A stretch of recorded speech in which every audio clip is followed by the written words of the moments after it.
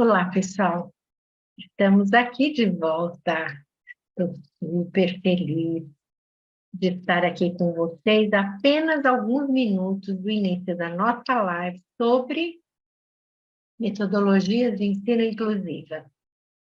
5 princípios incríveis que orientam a nossa prática e são simplesmente fantásticos, porque eles ajudam a gente a dar conta de inúmeros elementos que constituem esse contexto aqui da sala de aula, ok? Bom, então na década de 80, início da década de 90, as professoras, elas tinham muita dificuldade para incorporar, vamos dizer assim, né, uma criança com deficiência na sua sala de aula. A gente estava lá na época da integração, lembra?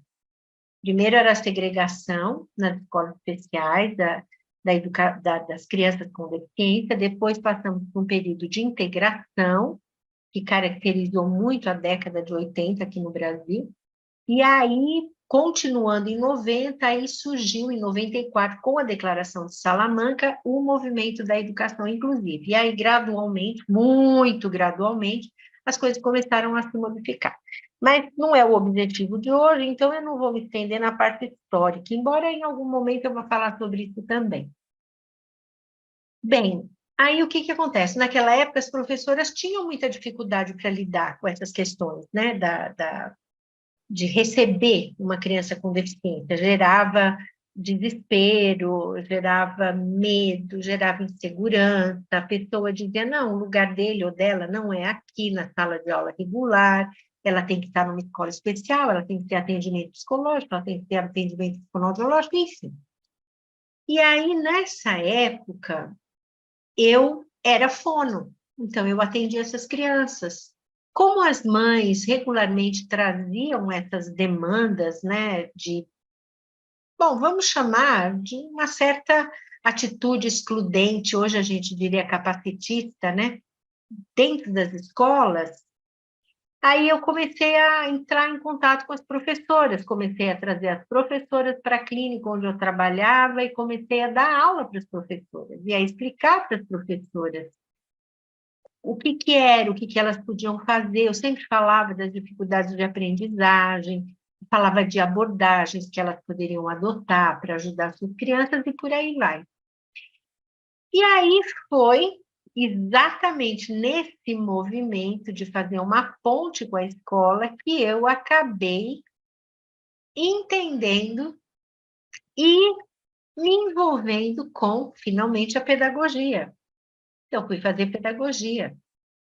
Mas eu não posso deixar de dizer, tem uma pessoa, duas, na verdade, foram super importantes na minha vida. Duas professoras que eu tive lá na graduação, uma na graduação do curso de fonoaudiologia e a outra posteriormente. Então, a primeira é Magda Sena Vulcano. Se um dia você eventualmente assistir a um dos meus vídeos, está aqui, né? Eu lembro de você até hoje com detalhes. Então, a Magda, a professora Magda de psicologia, foi quem me deu a oportunidade maravilhosa de me tornar professora, porque ela disse, você dá para dar aula, vamos lá. E aí ela me deu algumas tarefas. Como eu fiz um curso, logo que eu terminei o curso de fono, em 1980, eu fiz um curso sobre psicodrama pedagógico, que inclusive foi o objeto de estudo da minha dissertação de mestrado na Unicamp. Bom, aí o que rolou? A professora Magda, muito gentilmente, me indicou para dar uma palestra para uma pessoa lá, que é a professora Rosa Cavalheiros, que era uma professora da PUC de Campinas, onde eu estudei. E aí a professora Rosa, muito legal, virou para mim e falou assim, menina, você gosta de dar aula, você precisa fazer um curso de pedagogia. Eu disse, mas por quê? Ela disse, porque o curso de fono é de bacharelado e o curso de pedagogia vai te dar a licenciatura. Sem a licenciatura, você não pode dar aula. Aí eu falei, uau, que interessante. Fui fazer o curso de pedagogia. E, de fato, foi o curso de pedagogia que me levou para a universidade posteriormente, né? Se eu não tivesse o curso de pedagogia, jamais eu poderia ter feito concurso numa universidade federal, na área de educação. Bom, uma vez que isso rolou, eu comecei a trabalhar já na década de 90, começo da década de 90 ainda, 92, 93, eu comecei a trabalhar na Universidade Federal da Paraíba. E aí foi que as coisas foram acontecendo, totalmente inesperadamente, foram rolando. Nessa época, o que aconteceu? Apareceu lá na universidade um professor da Universidade de Manchester, professor Peter Mittler. Quem conhece o livro Educação Inclusiva, Contextos Sociais, fui eu que traduzi, e foi o professor Peter Mittler que abriu as portas para eu fazer um doutorado na University of Manchester, na Inglaterra. E quando eu chego lá, o que aconteceu? Eu encontrei quem eu chamo que é o Papa da Educação Inclusiva, que era o professor Mel Enskog, que virou meu orientador. E aí eu me envolvi logo depois de Salamanca, porque a Salamanca foi publicada em 1994, e eu entrei no doutorado em 1996. Então, foi ali, na boca da botija. E aí foi que eu me envolvi com o movimento pela inclusão escolar. E aprendi desde então muito, muito. Realmente, a inclusão escolar é possível, é viável, é fundamental para a gente desenvolver, criar, construir, melhorar, enfim, fazer com que as nossas escolas sejam mais democráticas, participativas, que valorizem mais a diversidade humana e as diferenças individuais, e por aí a gente vai, né? Qual vai ser a conversa de hoje, né? Somando a conversa que nós tivemos na semana passada, que foi exatamente sobre o princípio da inclusão. O que é esse princípio da inclusão? Que ninguém fala aqui no Brasil.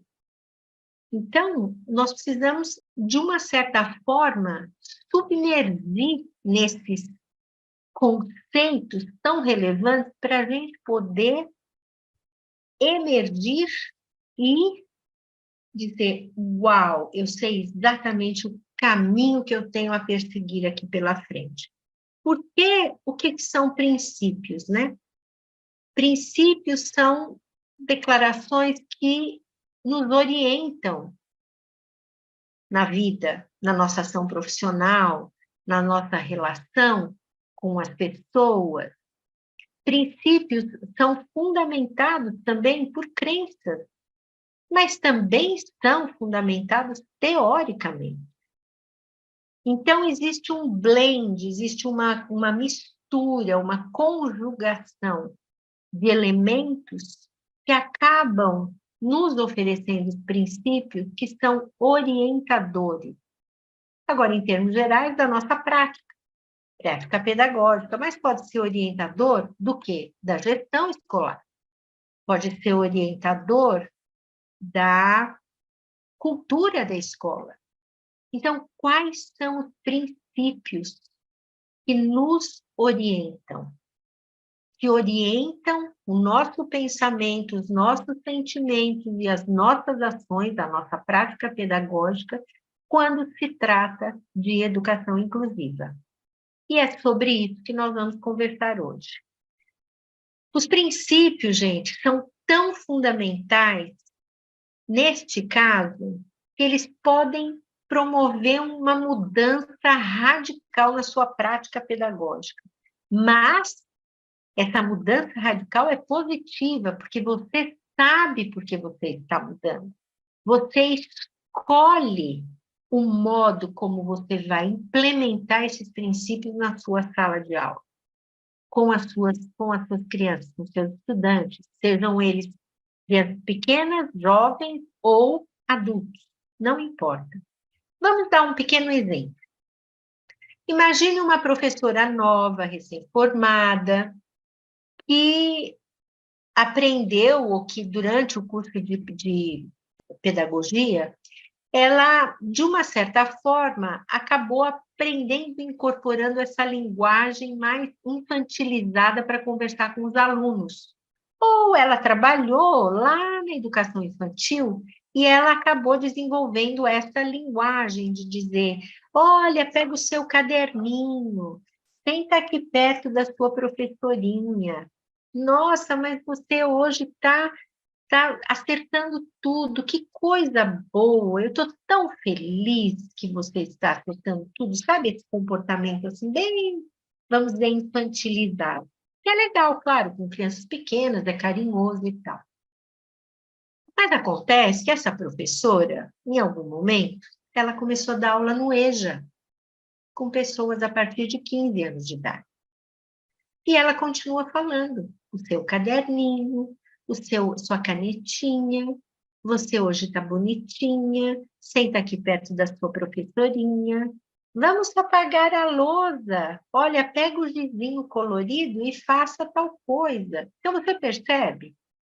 Essa linguagem infantilizada, ela não é apropriada por ele, para as turmas de EJA. Entendeu? Estou pensando aqui em inglês. Anymore. Não é mais apropriado. Mas acontece que aquilo está tão cristalizado dentro do pensamento, do sentimento, do modo como ela opera, como ela age na sala de aula, que ela sequer nota. Não é que ela esteja certa ou errada, só não é apropriado. E a pessoa está tão envolvida que sequer nota. Então, veja, se ela aprender sobre princípios orientadores, que vão dar um norte para a atitude dela no EJA, que vão introduzir na prática pedagógica elementos que não são introduzidos na prática pedagógica com crianças pequenas, o que vai acontecer com essa professora? Ela vai mudar totalmente o modo dela agir. Ela vai chegar na sala de aula e vai dizer: boa noite, meus queridos estudantes, como vocês estão? Como foi o final de semana? Alguma novidade? Alguém gostaria de compartilhar? Bem, uma vez compartilhado, agora vamos pegar os cadernos e vamos organizar isso aqui em grupos de trabalho, que hoje a gente vai trabalhar com um tema interessante, que, claro, tem que ser um tema adulto, não pode ser um tema para criança, né? E por aí vai, ok? Quando eu falo em tema adulto, principalmente questões sociais, políticas, questões nacionais sérias, econômicas, enfim, temas que fazem sentido para aquela população. E com um certo tipo de nuances, porque no EJA nós temos estudantes a partir de 15 anos até vai se saber. Vocês sacaram a diferença? Então, os princípios, eles também têm elementos que são éticos, ou seja, que definem uma forma que deve ser a forma apropriada, correta. Ele tem princípios morais. Você precisa respeitar, por exemplo, diferenças entre rapazes e moças, adultos masculinos, adultos femininos, adultos que fazem parte do grupo LGBTQI+. E você tem que ser capaz de criar um contexto na sala de aula em que todas as pessoas serão respeitadas. Então, esse é um princípio super importante. Você não pode fazer brincadeirinha para desconsiderar ou desrespeitar uma determinada característica humana, é antiético e pode ser amoral, dependendo do tipo de brincadeira. Né? Pode se caracterizar no âmbito do abuso, né? Da relação tóxica, abusiva, que vai para aquele lado sexualizado, né? Então, vocês percebem, são muitos elementos que quando a gente entra na sala de aula como professor e professora, a gente nem pensa, a gente simplesmente se preparou, se organizou, chega lá e pá, dá aula. Bem, então, vamos pensar agora nos princípios da educação inclusiva, ou no princípio da inclusão, que estabelece, ou que está na base, a gente já vai resgatar, dos 5 princípios que orientam a prática pedagógica inclusiva, ou o que eu chamo de metodologia de ensino inclusiva, ok? Bom, primeiro vamos pensar um pouco no princípio da inclusão. O princípio da inclusão diz o quê? Está lá no vídeo passado. Ele diz assim, ó, eu já vou, essa semana agora, eu já estou postando, que eu estou editando, lá no canal Educação Inclusiva, porque logo ele já vai estar funcionante. Bem, o princípio da inclusão diz assim, qualquer pessoa que enfrenta barreira na escola, não, primeiro, a escola tem que acolher a todos, indiscriminadamente. Todos têm o direito de estar na escola comum e todos devem ser acolhidos indiscriminadamente. Segundo, todas as crianças e jovens e adultos que estão na escola regular e que enfrentam barreiras para aprender, elas precisam ter acesso a meios e recursos diferenciados que vai ajudá-las a vencer aquela barreira, aquela situação que acabou se tornando um limite para a aprendizagem. Todos têm que participar.